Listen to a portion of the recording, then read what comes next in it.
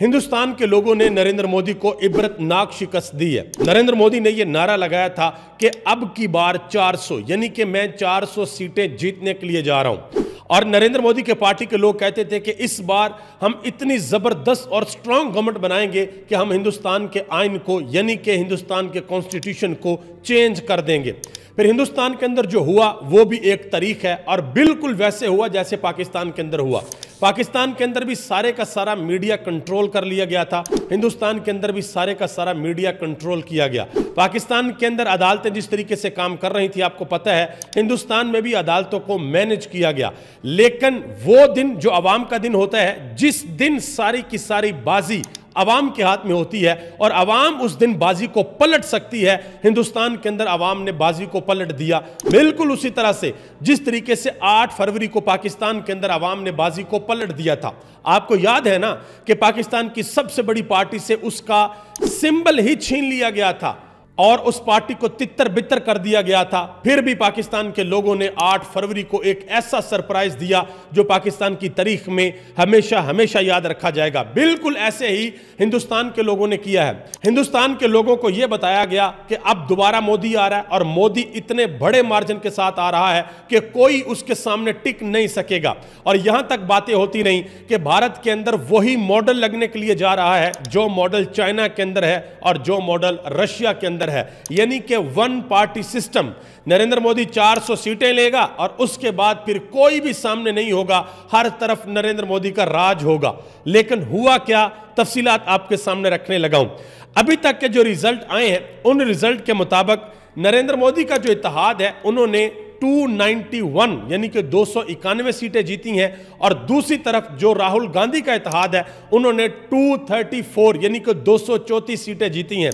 और राहुल गांधी ने अपनी इलेक्शन कैंपेन के अंदर एक चीज बड़ी वाज़ेह करके बताई थी कि मेरा काम यह है कि मैंने रास्ता रोकना है, मैंने किसी भी सूरत मोदी जी को इंडिया का कॉन्स्टिट्यूशन चेंज नहीं करने देना, हमने इनको 2/3 मेजोरिटी नहीं लेने देनी। और लोग बाहर निकले और लोगों ने बाहर निकलकर वाकया ही एक बड़ा सरप्राइज दिया। इस वक्त नरेंद्र मोदी की जमात को यह फिक्र पड़ गई है कि हुकूमत अगर हमारी बनती है तो कमजोर हुकूमत होगी, एक जबरदस्त और स्ट्रांग ऑपोजिशन के साथ हमें हुकूमत करनी पड़ेगी। वो हुकूमत हम किस तरीके से करेंगे, मैं कुछ नंबर्स आपके सामने रखने लगा हूं और आपको यह भी बताता चलूं, जैसे ही पूरे भारत के अंदर यह पता चला कि नरेंद्र मोदी 400 का नंबर टच करना तो बड़ी दूर की बात है, वो 300 का नंबर भी क्रॉस नहीं कर पाए, तो भारत की स्टॉक मार्केट क्रैश कर गई। अब इसकी वजह क्या है, भारत के अंदर करीबन 22 लोग हैं जो कि बड़े बड़े बिजनेसमैन हैं, जो मार्केट के अंदर अपना पैसा लगाते हैं, जो कि जिनकी वजह से स्टॉक मार्केट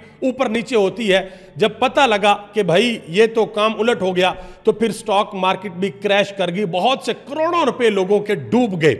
अब नरेंद्र मोदी ने क्या किया, नरेंद्र मोदी ने, ये राहुल गांधी अपने इलेक्शन कैंपेन के अंदर बताते रहे हैं कि नरेंद्र मोदी ने चंद अमीर लोगों को नवाजा, अरबों रुपए से नवाजा। और राहुल गांधी अपनी इलेक्शन कैंपेन में यह कहा करते थे कि हम उन लोगों को नहीं नवाजेंगे बल्कि हम गरीब लोगों को नवाजेंगे, हम उनको नीचे पैसा देंगे। मैं नंबर आपके सामने रखने लगा हूं, ये आप देख लें।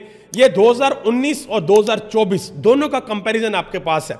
2019 में नरेंद्र मोदी 343 सीटें लेता है और अब 2024 में 291 या 294 इतनी सीटें अभी तक वो जीते हैं। और अगर देखें तो इस इलेक्शन में उन्होंने 68% सीटें सिक्योर रखी हैं 2019 के इलेक्शन के कंपैरेटिवली, और 32% सीटें उन्होंने लूज कर दी हैं, यानी कि टोटल 96 सीटें वो लूज कर गए हैं डिफरेंट जगहों से।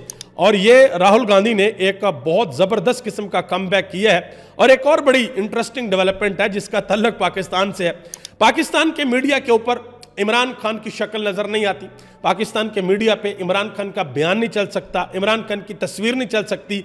लेकिन इसी पाकिस्तान के मीडिया ने, आप देख सकते हैं ये जियो न्यूज है, इसी पाकिस्तान के मीडिया ने इंडिया के अंदर इलेक्शन हो रहा है तो ये मोदी को भी दिखा रहे हैं, ये राहुल गांधी को भी दिखा रहे हैं, सब कुछ कर रहे हैं। लेकिन पाकिस्तान का मीडिया इमरान खान की तस्वीर और इमरान खान के बयान का वजन बर्दाश्त नहीं कर सकता। आगे आज एक और चीज आपको दिखाता हूं जो सबसे अहम चीज है। वो चीज ये है कि इंडिया, आपको पता है कि आईटी में बहुत आगे है और इंडिया के अंदर कुछ लोगों ने कैंपेन चलाई ओवर द सोशल मीडिया और बताया कि मोदी किस तरीके से इंडिया में डिक्टेटरशिप लेके आ रहा है, वन पार्टी सिस्टम इंडिया के अंदर बनाना चाहता है, बिल्कुल उसी तरह से जिस तरीके से चाइना के अंदर है और रशिया के अंदर है। कोई जमहूरियत, कोई डेमोक्रेसी नहीं होगी। और इसमें जो सबसे बड़ा रोल प्ले किया वो इंडिया के एक यूट्यूबर है, बेसिकली वो एजुकेशन यूट्यूबर है, एजुकेशन पे वीडियो बनाते हैं, जिनका नाम है ध्रुव राठी। उन्होंने जब पहली वीडियो बनाई, एक डरा हुआ डिक्टेटर, उस वीडियो को लाखों लोगों ने देखा। और जब आखिर में उन्होंने वीडियो बनाई, उन्होंने बताया कि मैंने इस पूरे इलेक्शन से पहले जो लोगों को एजुकेट करने की कोशिश की है, लोगों को बताया है कि आपका हक है, आपका राइट है, आपने जाना है और जाकर वोट देना है। उन्होंने कहा कि मेरी ये आवाज 69 मिलियन लोगों तक पहुंची और तकरीबन एक महीने के अंदर अंदर 5.6 मिलियन लोगों ने इनके चैनल को ज्वाइन किया। और अगर टोटल देखें तो तकरीबन इस वक्त 21 मिलियन लोग हैं जो कि इनके चैनल को ज्वाइन कर चुके हैं। और मोदी जी का अपना जो मीडिया सेल था, जो इनकी व्हाट्सएप यूनिवर्सिटी थी, उन्होंने बड़ा ज़बरदस्त किस्म का प्रोपेगेंडा किया कि ये ध्रुव राठी का ताल्लुक पाकिस्तान से है, इसकी जो बीवी है उसके बाप का ताल्लुक, यानी कि फेक न्यूज़ फैलाते रहे। और उन्होंने फिर अपनी आखिरी वीडियो के अंदर ये सारी चीज़ें बताई हैं कि ये सब फेक था। बहरहाल इंडिया के अंदर आपको आने वाले दिनों में बहुत बड़ी बड़ी डेवलपमेंट्स देखने को मिलेंगी।